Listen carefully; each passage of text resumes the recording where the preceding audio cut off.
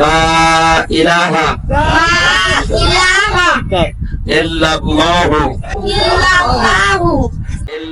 গত বৃহস্পতিবার রাতে দিনাজপুর জেলার নবাবগঞ্জ উপজেলার ভাদুরিয়া বাজারে ভাদুরিয়া আল জামিয়াতুল ইসলামিয়া মাজিদিয়া হাফিজিয়া ও এতিমখানা মাদ্রাসা নবম বার্ষিকী তাফসিরুল কোরআন মাহফিল এতিমখানা হাফিজিয়া মাদ্রাসায় কুরআন মাহফিল অনুষ্ঠিত হয়। এতে প্রধান বক্তা হিসেবে আল কুরআন তাফসির বয়ান করেন প্রখ্যাত আলেমে দ্বীন মুফতি আমির হামজা।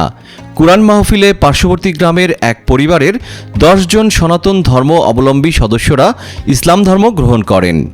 শ্রীমতী অজিতন বর্তমান মুসলিম আমিসা, শ্রী কন্দল বর্তমান মুসলিম হজরত আলী, শ্রী ফেলানি বর্তমানে মুসলিম ফাতেমা খাতুন, রূপম কুমার বর্তমানে মুসলিম হাসান মাহমুদ, শ্রী আগুন দাস বর্তমানে মুসলিম মোহাম্মদ আবির হোসেন, শ্রীমতী বৃষ্টি বর্তমানে মুসলিম ফারিয়া জান্নাত, টুপি রানী বর্তমানে মুসলিম জামিলা খাতুন, শ্রী জয় বর্তমানে মুসলিম মোহাম্মদ জুনায়েদ, শ্রীমতী জয়া বর্তমানে মুসলিম নাম মোসা হাসনাহেনা, শ্রীমতী জ্যোতি বর্তমানে মুসলিম নাম মোসা হুমায়রা।